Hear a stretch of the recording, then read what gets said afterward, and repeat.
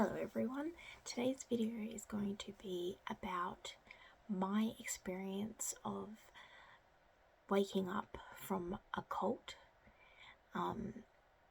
As you all know from my previous videos, if you have seen my previous videos, if not, then I'll explain.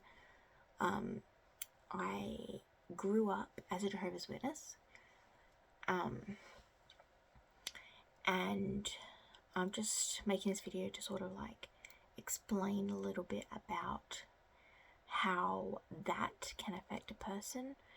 I'm not going to be going into detail about how my experience was actually as a Jehovah's Witness.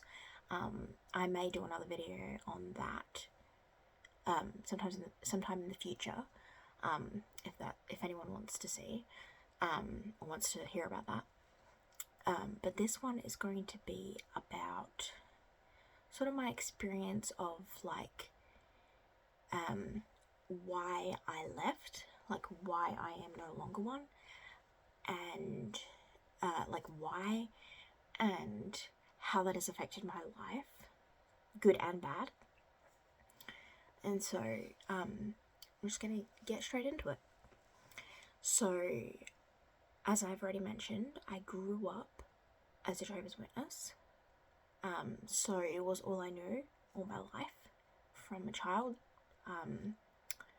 And just briefly, I'll mention that being a Jehovah's Witness means that you are not really allowed to get too involved with anything outside of the religion. So pretty much the religion is all you know, and you grow up with that being kind of like your world, like that's all you know, and you're not allowed to really look at any outside sources for information or anything like that. You just have to trust in what they provide and go with that, and not really do like your own research or ask any questions or anything like that. So all I really knew was this religion, and I grew up thinking it was, you know, the right thing. I've always been like the type of person that I want to like make my family proud and listen to my parents, make them proud, just really, you know, try and do the best I can. And so I think I was doing pretty well, you know, doing all I could for the religion. Of course, up until I started to get sick at 14, 15, as you guys know. And that kind of put a bit of a, you know, roadblock in the witness journey, because as a witness, you are only classed as basically good association, like you're a good person to associate with if you are an active member, which an active member means that you are, you know, getting in the hours for witnessing, which is what a lot of people know as going door knocking. If you're getting in the hours for that, and if you are making attendance at the meetings. And first little hiccup I had was being sick and not really living up to those standards. So that's when I first started to notice like sort of like people distancing themselves from me, not really asking why I wasn't there, but more so just being like, well, you're not there, so you're not good enough. Now, I'm just assuming what people thought. I don't know what they thought, but I never really had anyone reach out to me. Actually, I had no one reach out to me, to be quite frank about it. I had no one reach out to me, not one person.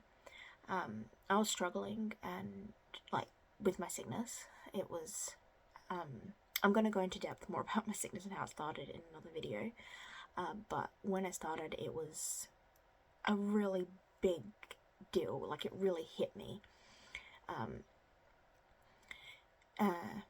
So, yeah, I had no one reach out to me to see, why I wasn't no longer attending regularly. But at that point, I didn't really think much of it, because growing up, I didn't really have too many friends anyway. Me and my family were sort of like in, sort of like a clique that was sort of to ourselves in a way. Our entire family didn't really have that many friends in the religion to begin with, so the few people that I did have as friends sort of just, gradually over time, slowly just distanced themselves. And I think I really didn't notice it too much at that point, because I was also, at the same time, is when I started to date. Well, you couldn't really call it dating, we were more just hanging out, because I was very young, 15, 16. That was around the time that, things were getting a bit worse with my condition and my sickness. And it's around the time that I started to hang out a lot more with my now husband, and shortly after I started dating him at 17. So I think that was probably the best thing for me at the time, because as I was really, really sick and having, the few people I had in my life, well, friends I had in my life at that time, distance themselves, I had him supporting me more than I had ever had anyone support me before. So while that was sort of like a little glimpse of, into what, like, the religion is like, in terms of, genuine caring about people, I didn't really acknowledge it so much at the time, because I did have such a wonderful man in my life giving me so much support and love, that I was just, being showered with that, and I didn't really see at the time how much people were distancing themselves, because I was a lot less active. Now, I was going to meetings still,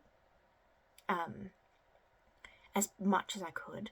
I was still doing, all the, like, reading, pre-study, as best and as much as I could, because when I first got sick, my condition was very, very hard.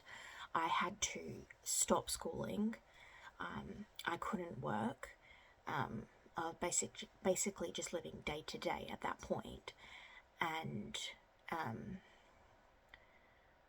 going to meetings was very important to me, and doing everything for this religion that I had grown up in was very highly important to me. It was like my number one thing. So I did as much as I could, the best I could. Not as much as I wanted to, but I was doing the best I could. And I think people just didn't really see that, or, like, really believe it, just because I was so young. They didn't really know the extent of how I really was and what I was really dealing with. They just saw, oh, you're not there as much, so, must be a bad association. So that's just the beginning. Fast forward a bit. Me and my husband got married when I was 18. And just a little quick side note, obviously things were not going 100% with the whole religion, because we were denied getting married in what they call a kingdom hall, which is their, church, basically. We were denied getting married in a kingdom hall, and we were told we shouldn't get married, that it was a bad idea, basically to wait a year.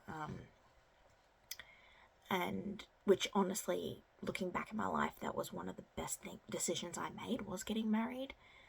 And so I think they just didn't know me as a person, and they didn't know my situation. They just saw me as a young person, like, distancing myself, which I feel like if they did care more personally about each individual, they would be able to make better